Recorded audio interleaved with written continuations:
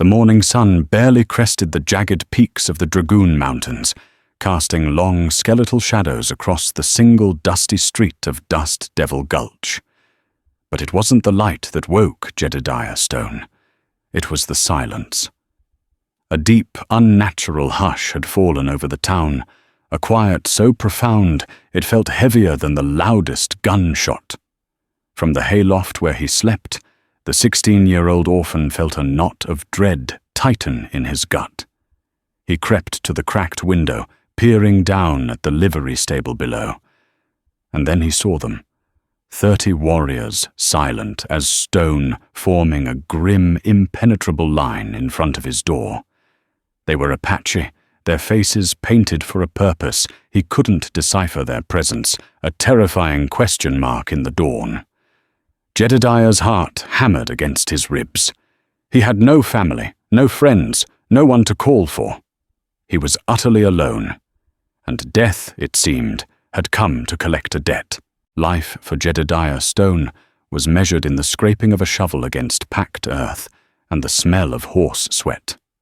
An orphan since the cholera wagon had rolled out of Dust Devil Gulch with his parents inside 5 years prior, he'd found a grudging home in the hayloft of Miller's livery. He was a ghost in his own town, a boy seen but rarely spoken to, his existence as thin and frayed as his only shirt. Dust Devil Gulch itself was a raw nerve on the Arizona Territory's frontier. It was a place of hard men and harder bargains, where survival was a daily wager.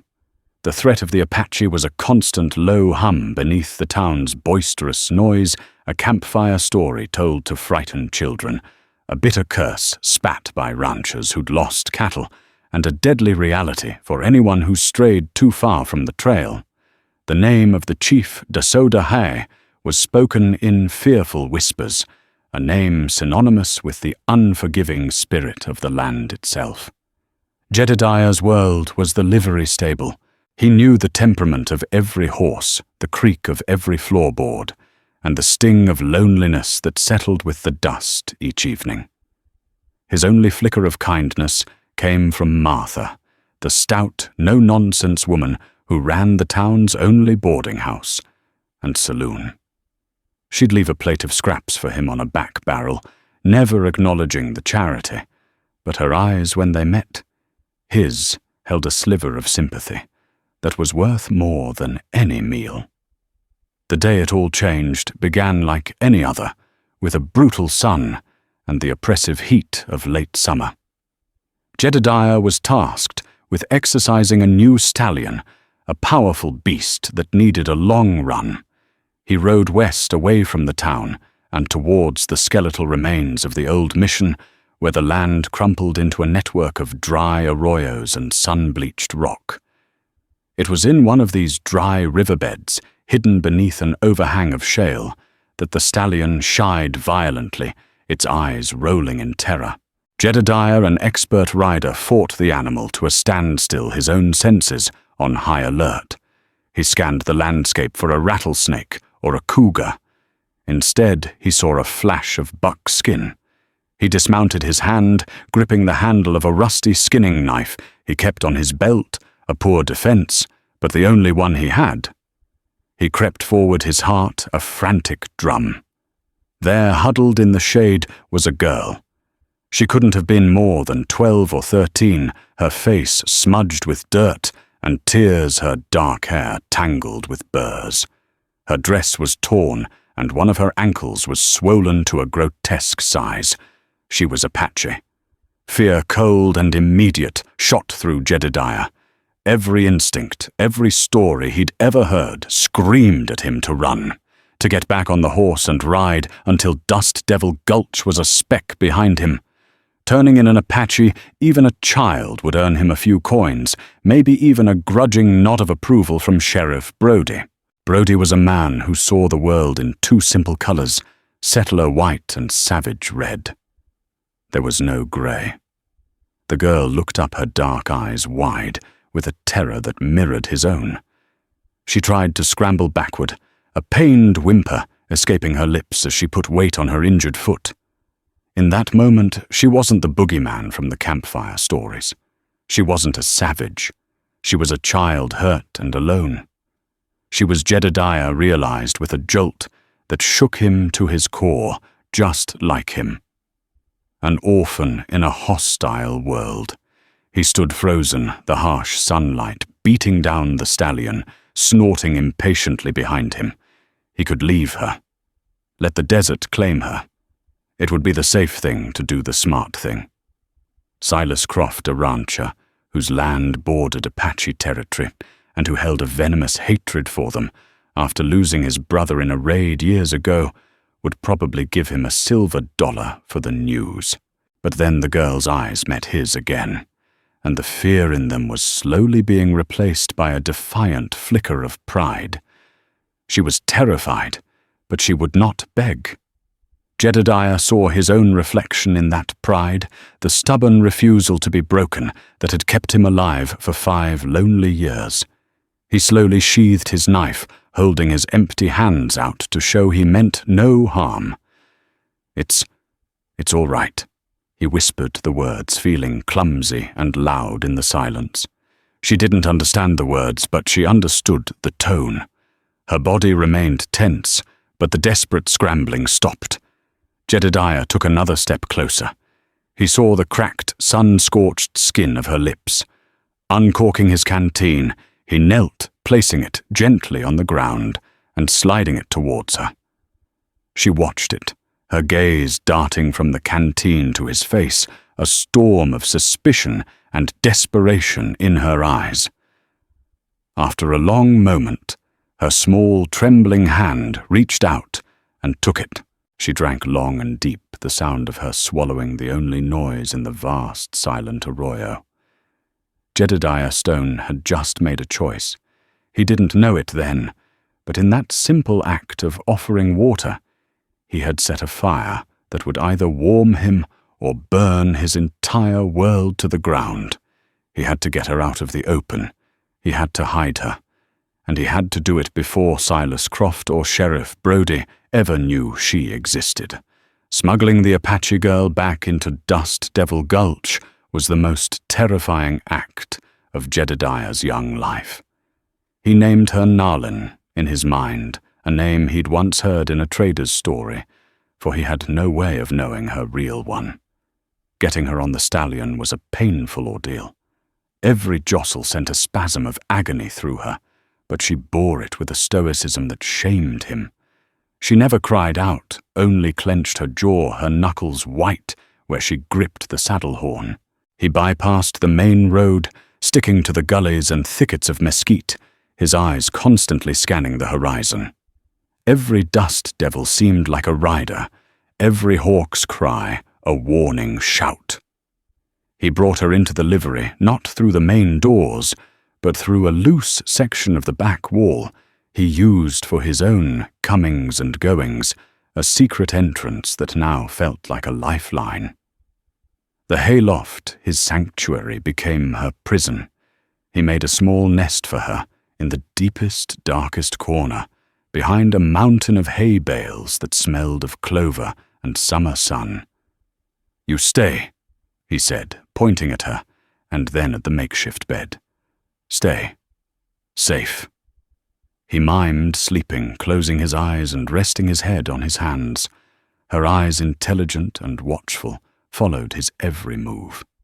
She gave a short, hesitant nod. The first challenge was her ankle. It was badly sprained, maybe broken. He knew a little about horse injuries from his work, and the principle seemed the same. He needed to bind it. He tore strips from his own spare shirt, a sacrifice that left him with only the clothes on his back, and soaked them in the water trough. After a tense, silent negotiation of gestures, she allowed him to gently clean and bind the swollen joint. His touch was clumsy but careful, and as he worked, he felt the fragile beginnings of a trust forming between them. The greater challenge was secrecy. The livery was a hub of activity. Men came and went at all hours, their voices booming, their spurs jingling. Jedediah lived in a state of constant nerve-shredding anxiety. Every footstep on the ladder to the loft sent a jolt of panic through him. He would cough loudly or drop a tool to cover any small sound she might make. He stole food for her, a heel of bread here, an apple from a saddlebag there. But it wasn't enough. Hunger gnawed at her, and her feverish eyes followed his every move when he ate his own meager rations. He knew he needed help. There was only one person in all of Dust Devil Gulch he could possibly trust. That evening, after the last customer had gone, and the livery owner Mr. Miller had retired to the saloon, Jedediah crept over to Martha's boarding house. He found her out back, smoking a clay pipe and staring at the star-dusted sky. "Jedediah," she said, her voice raspy, but not unkind. "You look like you've seen a ghost." He swallowed hard, his throat dry. I need help, Martha. Not for me." Martha's sharp eyes narrowed. She had seen more of life's troubles than most, and she could read fear in a boy's face like a page in a dime novel. "What kind of trouble are you in?" He hesitated. Then the words tumbled out in a panicked whisper. The arroyo, the girl, the injury, the hayloft. He expected her to scold him, to tell him to march right over to the sheriff's office before he got himself hanged. Instead, she was silent for a long moment, taking a slow puff from her pipe, the ember glowing in the dark. "You fool boy," she finally said, but her voice lacked its usual harsh edge. "You absolute certifiable fool boy."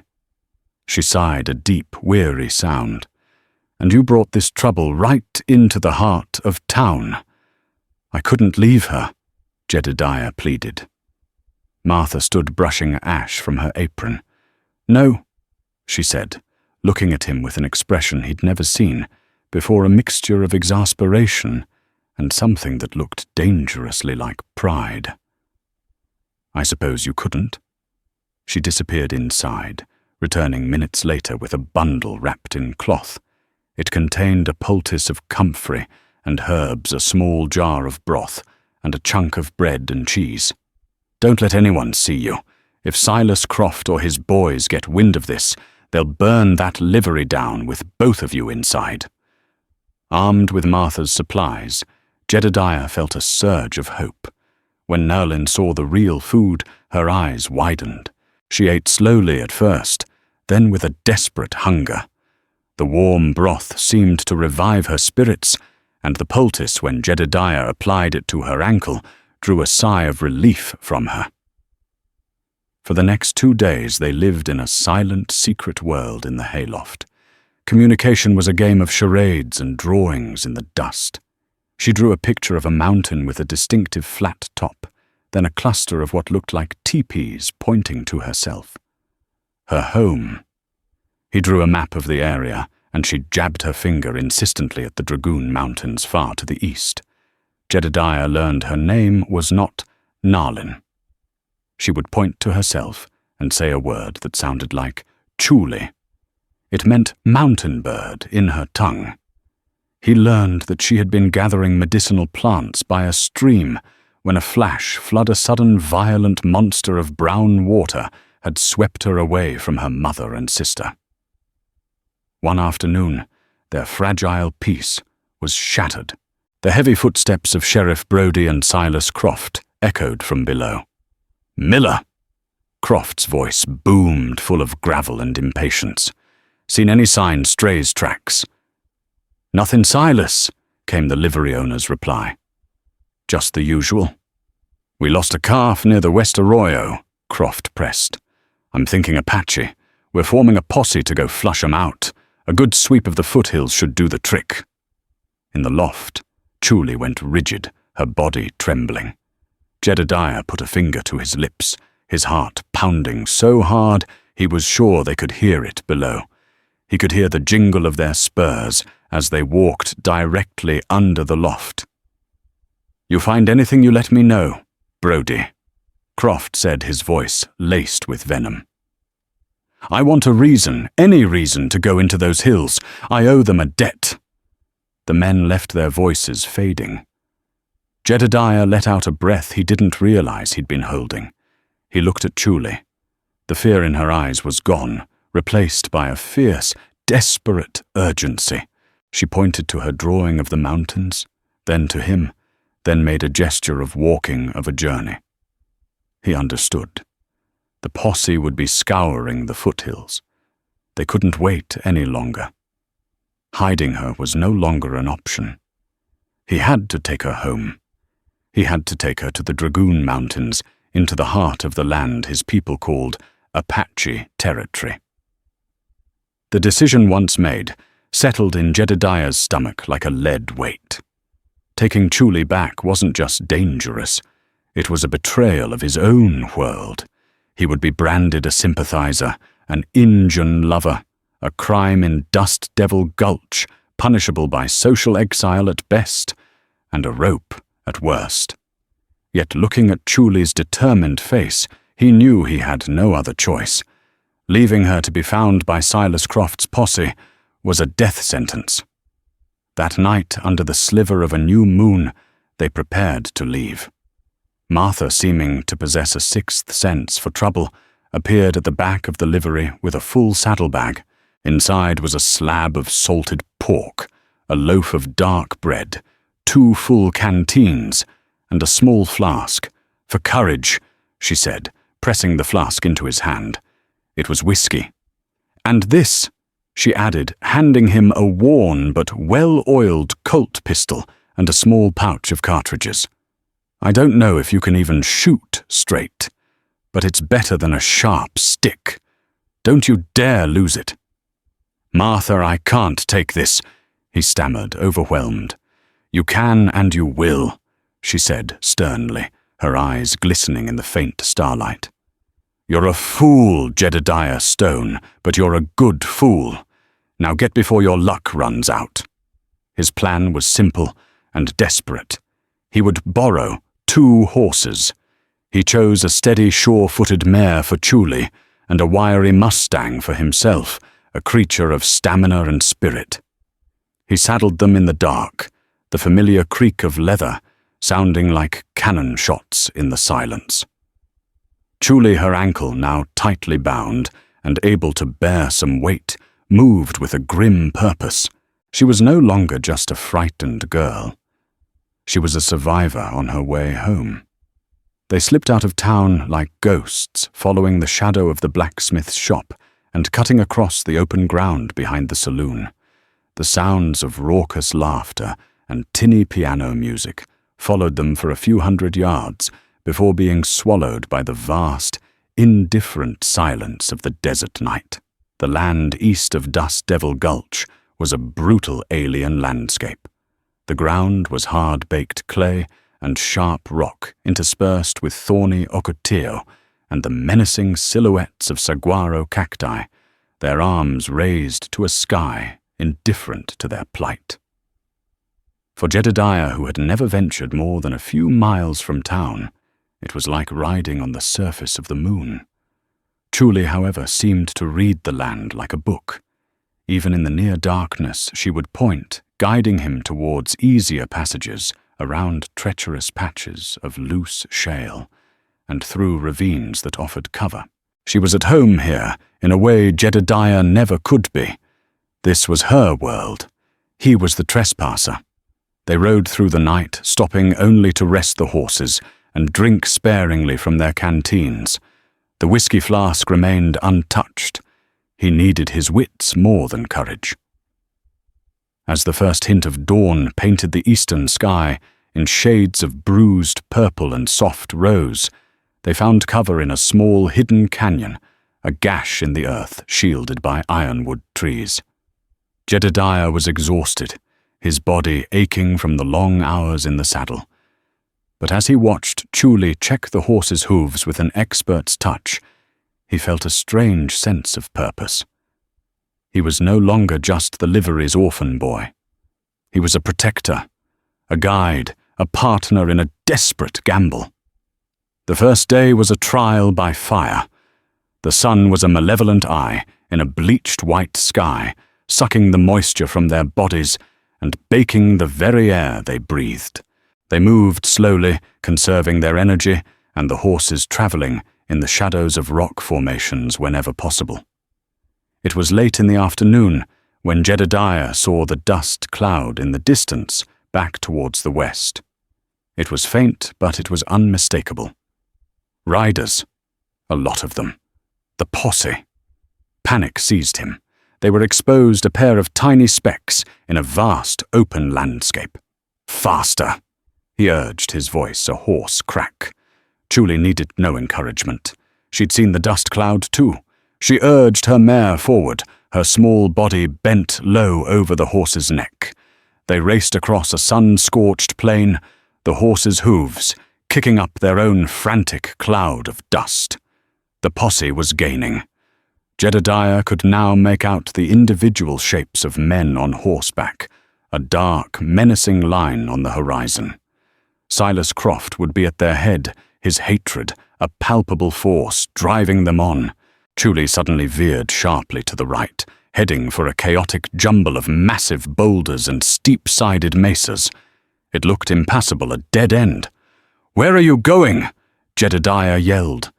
She didn't answer, only motioned for him to follow. He trusted her. He had to. They plunged into the rock maze, the temperature dropping, as the sun was blocked by towering walls of red stone. The path was treacherous, barely wide enough for a single horse. They scraped against the rock, the sound of hoof on stone echoing around them. They found themselves in a narrow, winding canyon.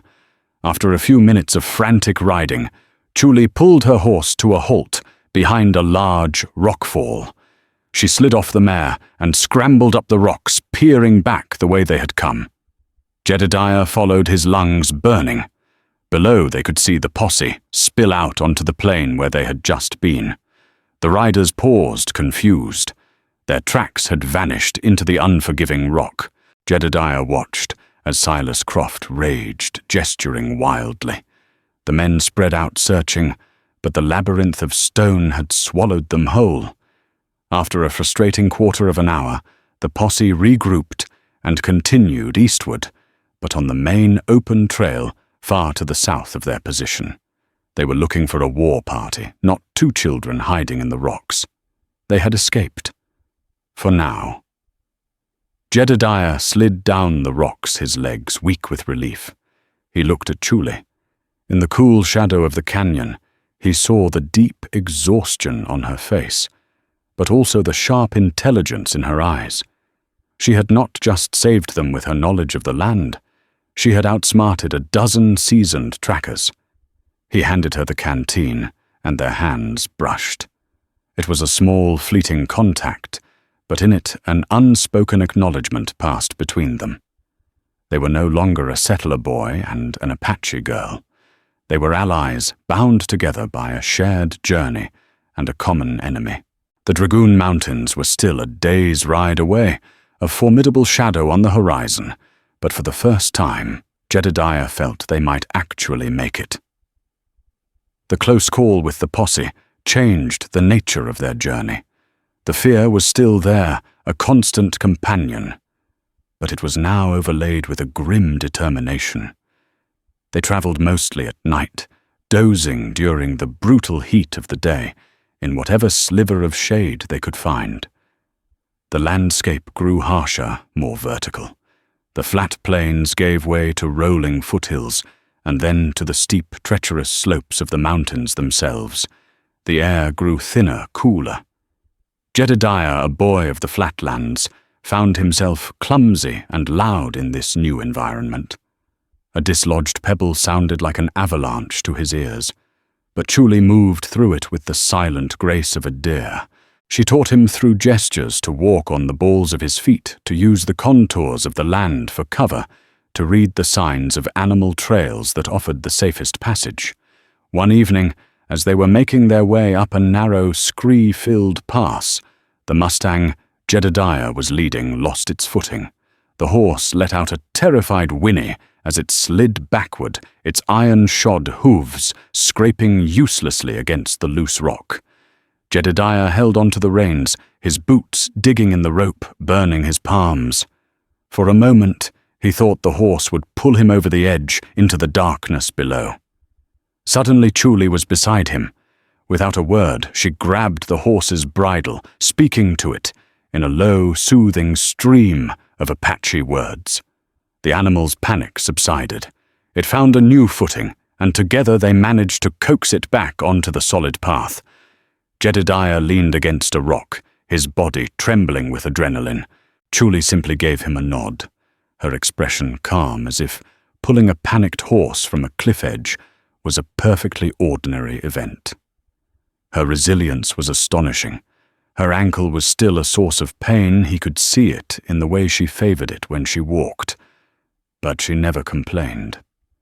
She knew this land which plants were safe to chew for moisture, which direction to travel by the stars, which silences were natural, and which were menacing. They were getting close. Chuli began to point out landmarks, a uniquely shaped pinnacle of rock, a stand of ancient twisted junipers. A new energy seemed to flow into her. Her eyes were constantly scanning the ridges above them, but now it was with anticipation, not just fear. It was on the third morning, as the sun's first rays illuminated the highest peaks, that Jedediah felt a change in the air, a prickling sensation on the back of his neck. He stopped listening.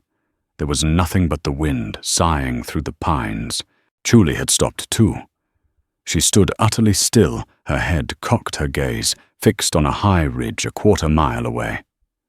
Jedediah followed her look, squinting against the morning glare. At first he saw nothing but rock and sparse vegetation.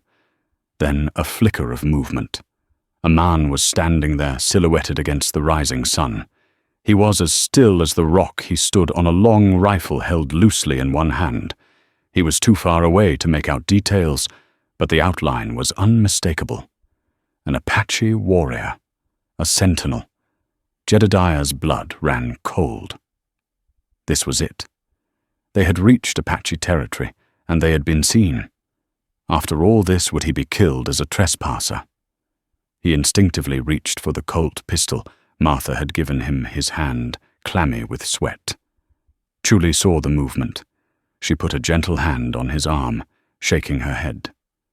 Her face was not fearful, but filled with a profound, soul-deep relief.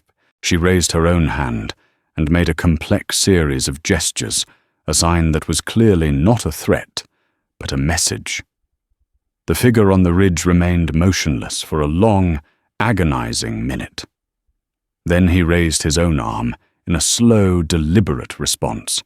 Chuli let out a shuddering sigh, and tears began to stream down her face. They were not tears of sorrow, but of homecoming. The sentinel was not a threat. He was a welcome. 2 more warriors appeared on the ridge, seemingly melting out of the landscape itself. They began to make their way down the steep slope with an ease that defied gravity. Jedediah stood his ground, his heart hammering as the 3 men approached. They were tall, lean men, their skin the color of polished copper. They wore buckskin leggings and simple hide shirts. Their faces were impassive, their dark eyes missing nothing. They looked at Jedediah, their gaze lingering on the pistol at his hip, and he felt utterly transparent, his fear and exhaustion laid bare for them to see. One of the warriors, clearly the leader, stopped before Chuli. He spoke to her in their language, his voice a series of low, guttural sounds. She replied, her own voice thick with emotion, gesturing back towards the west, towards Dust Devil Gulch, and then to Jedediah. As she spoke, the warrior's unreadable expression flickered. His eyes moved to Jedediah again, but this time the look was different. It was no longer one of cold assessment. It was something else, inquisitive, appraising, and shadowed with a deep, profound gravity. The warrior gave a curt nod. He turned and gestured for them to follow. The journey was no longer theirs to lead. Jedediah Stone, the orphan boy from Dust Devil Gulch, was being escorted into the hidden heart of the Apache stronghold, and he had no idea if he would ever be allowed to leave. Following the three warriors was like entering another world. They moved through the mountains with a silent, purposeful confidence that made Jedediah feel like a stumbling child. The path they took was invisible to him, a secret route through the canyons and pine forests known only to them. After an hour of walking, they emerged onto a high plateau, a hidden valley cradled within the mountain peaks. And there was the camp. It wasn't the chaotic cluster of dirty teepees from the stories Silas Croft told. It was a rancheria, an orderly settlement of dome-shaped wickiups made from branches and hides spread out beneath the shade of towering cottonwood trees. A clear, cold stream ran through the center, and the air was filled with the smell of wood smoke and roasting meat. Children played by the stream, their laughter echoing in the clear mountain air. Women were grinding corn or scraping hides, their movements economical and practiced. As they entered the camp, a hush fell. Everyone stopped what they were doing, their eyes turning to the newcomers. They stared at Chuli, and a murmur of disbelief and joy spread through the crowd. Then they stared at Jedediah, and the joy was replaced by a hard, suspicious silence. He was the enemy, a white-faced boy walking into their most sacred place. He could feel the weight of their gaze, the collective animosity of a people who had every reason to hate him. A woman shrieked and ran forward. She threw her arms around Chuli, weeping openly, holding her as if she were a spirit come back from the dead. Her mother. Another girl slightly older joined the embrace. It was the reunion Chuli had risked everything for. Watching them, Jedediah felt a profound ache in his chest, a phantom pain for a family he could barely remember. He stood awkwardly to the side, an unwelcome ghost at a celebration. The warrior who had led them down from the ridge approached a larger wickiup set, slightly apart from the others. An older man emerged, and the entire camp seemed to hold its breath. He was tall and broad-shouldered, his face a mask of deep lines and sun-weathered dignity. His long graying hair was held back by a simple leather band. He moved with an authority that needed no announcement. This was Chief Dasodahe. His eyes, dark and piercing, immediately found his daughter. He walked towards her, and the embracing women parted to let him through. He did not weep or shout. He simply placed a hand on Chuli's head, a gesture of immense tenderness and relief. He spoke her name, Chuli, his voice a low rumble. Then his gaze fell upon Jedediah. The chief walked towards him, his eyes never leaving Jedediah's face. He circled him slowly, his expression unreadable. He looked at Jedediah's worn-out boots, his frayed clothes, the Colt pistol at his hip, and the exhausted pallor of his face. The entire tribe watched in silence. Jedediah's fate was being decided in that long, silent appraisal. He met the chief's gaze, his fear battling with a stubborn spark of defiance. He had done nothing wrong. Dasodahe stopped in front of him. He spoke, and one of the younger warriors who had escorted them stepped forward to translate his English, halting but clear. The girl, Chuli, says you saved her life. Jedediah swallowed his throat dry. She was hurt. I gave her water and food. She says you hid her from the white men who hunt us. The translator continued, relaying the chief's words. They would have killed her, Jedediah said simply. She says you brought her back, through the desert, across the mountains, a journey of many days. She showed me the way, Jedediah admitted. I would have been lost without her. This last statement seemed to register with the chief. His stern expression softened almost imperceptibly. He looked at his daughter, who was now speaking rapidly, her hands weaving a story of the flash flood, the posse, the chase through the rock maze, Jedediah's care. Finally, Dasodahe looked back at Jedediah. He spoke a single quiet command. The translator relayed it.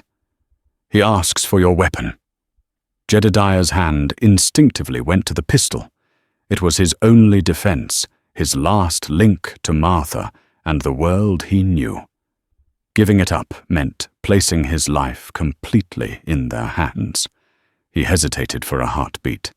Then he slowly unbuckled the gun belt and held it out to the chief grip first. Dasoda High did not take it. Instead, he simply nodded, as if the willingness to give it up was the only test that mattered. He spoke again. "He says you will eat, you will rest. You are a guest in our camp." Relief so profound, it almost made his knees buckle, washed over Jedediah. He was led to a small fire, where a woman gave him a bowl of savory stew and a flat, warm piece of bread. He ate, barely tasting the food, his mind reeling from the events of the past hour. He was an orphan boy who slept in a hayloft. Now he was sitting in the personal camp of the most feared Apache chief in the territory, being treated not as a prisoner, but as a guest of honor. He had crossed a line, broken an unwritten law of his people, and in doing so, had stumbled into a world he never knew existed.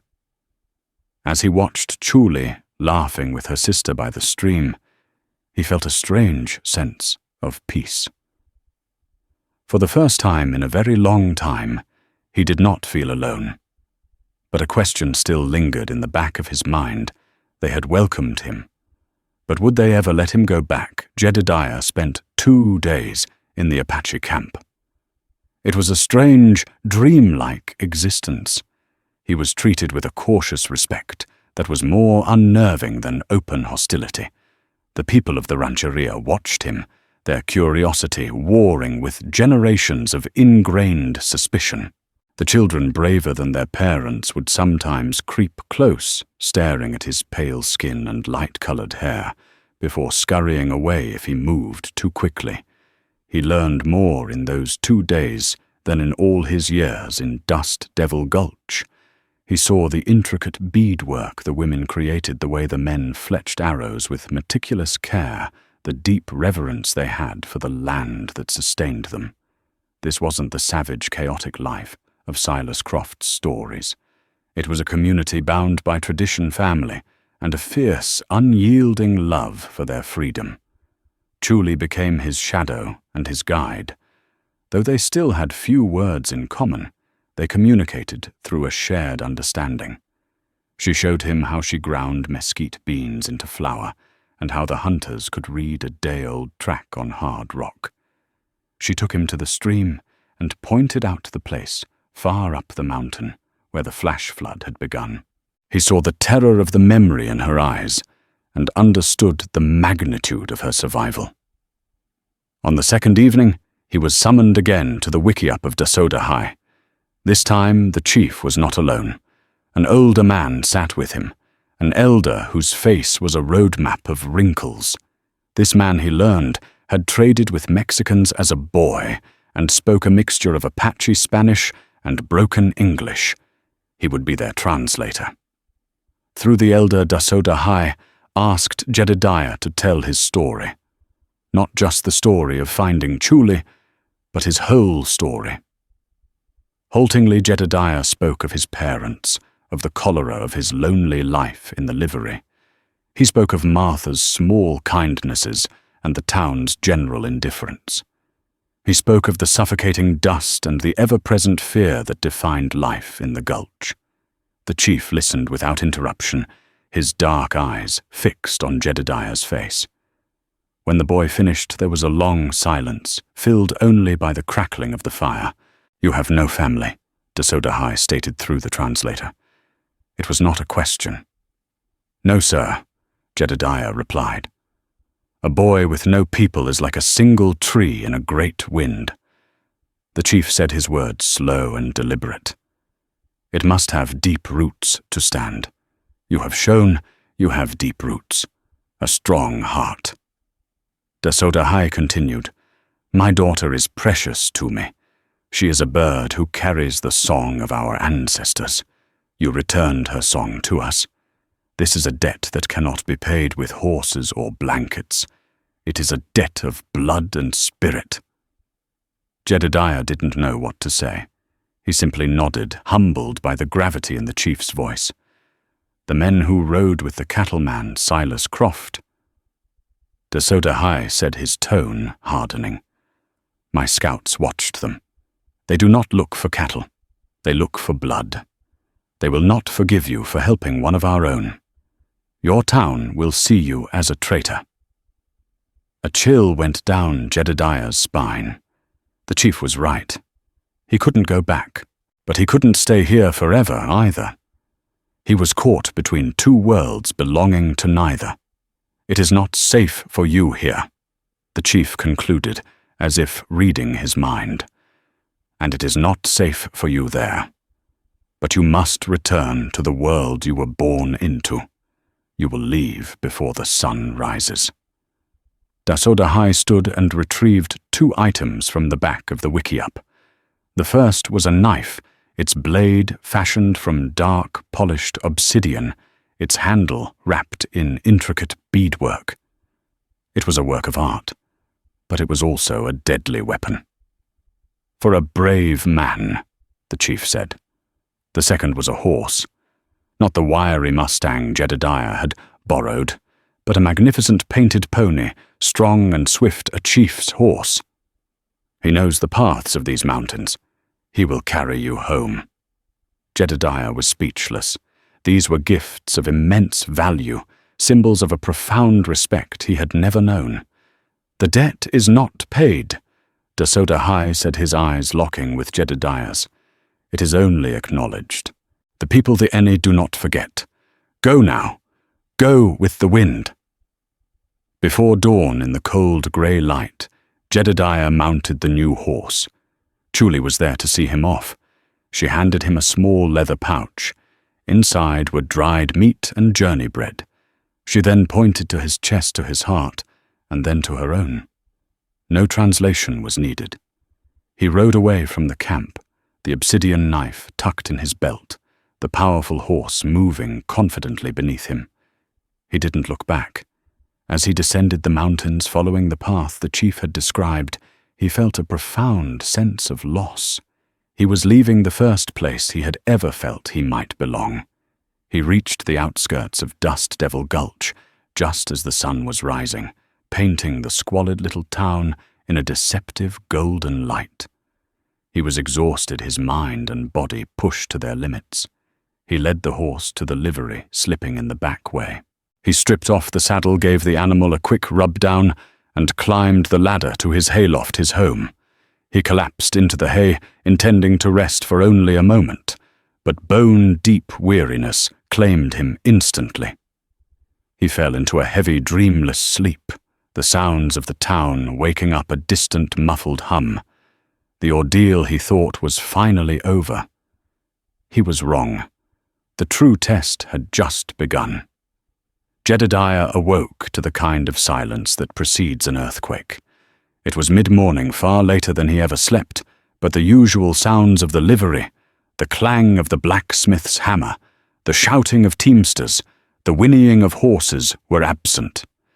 A heavy, expectant stillness had blanketed Dust Devil Gulch. He crawled to the grimy window of the loft, his heart beginning a slow, heavy drumbeat against his ribs. What he saw stole the air from his lungs. 30 Apache warriors stood in a silent, perfectly spaced arc in front of the livery doors. They were not the scouts from the mountains. These were seasoned men, their faces grim, their bodies bearing the scars of past conflicts. They held lances and bows, and a few carried rifles. They were motionless like statues, carved from the red rock of their homeland, their collective gaze fixed on the town. They were not painted for war, but for a solemn purpose that was somehow even more intimidating. At their head stood the warrior who had first greeted him, and truly on the mountain ridge, a man whose name he now knew was Kale. Jedediah's blood turned to ice. Had they followed him? Were they here for revenge? Had he brought a war party down on the town? Panic raw and overwhelming flooded through him. Then he heard voices from the far end of the street. A crowd was gathering. At its front, predictably, were Silas Croft and Sheriff Brodie. Croft held a Winchester rifle, and his face was a mask of triumphant fury. Behind him was a mob of about 20 men from the town and surrounding ranches, ranch hands, miners, saloon drunks, all armed and spoiling for a fight. "There he is!" Croft roared, pointing not at the warriors but at the hayloft window, where Jedediah was frozen. "The traitor, the Injun lover. He's the one that led them here." Sheriff Brodie held up a hand, his face pale and strained. He was a hard man, but he wasn't a fool. He knew what a fight with 30 Apache warriors meant. It meant a massacre. It meant Dust Devil Gulch being wiped off the map.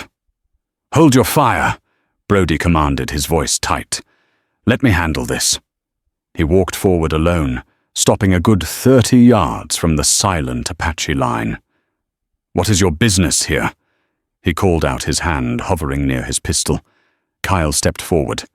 He did not speak.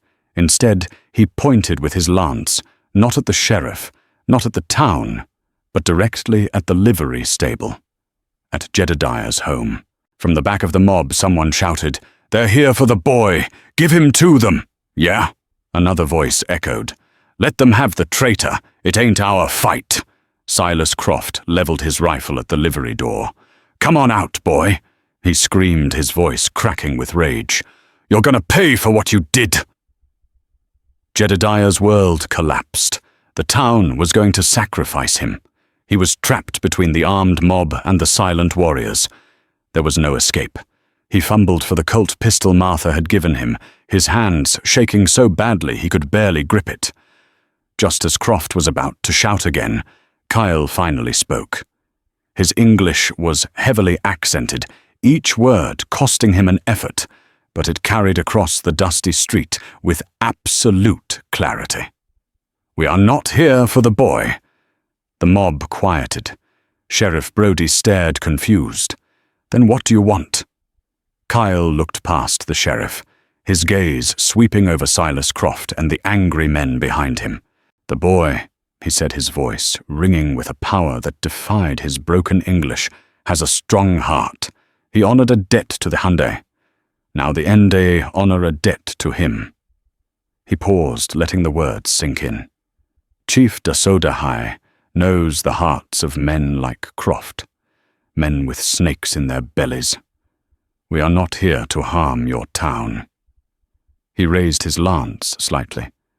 "We are here to see that no harm comes to Jedediah Stone."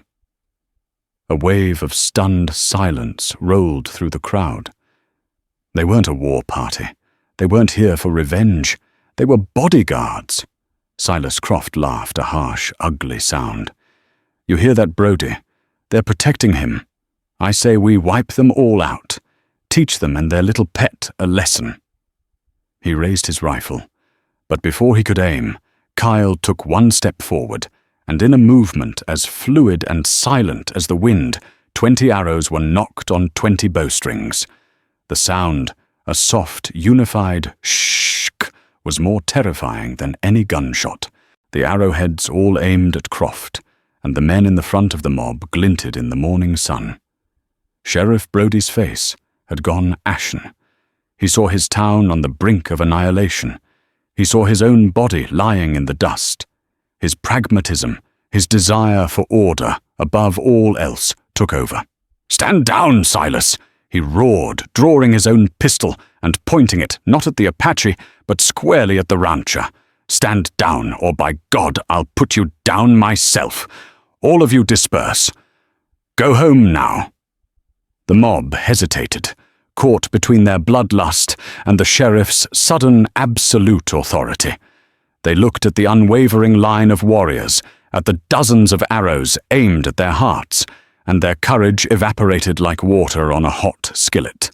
Grumbling and cursing, they began to break apart, melting back into the alleys and buildings they'd come from. Silas Croft stared, his face contorted in disbelief and hatred. He held the sheriff's gaze for a long moment before spitting on the ground and lowering his rifle. He gave Jedediah's window one last look of pure venom, then turned and stomped back towards the saloon. The standoff was over. The Apache warriors didn't leave.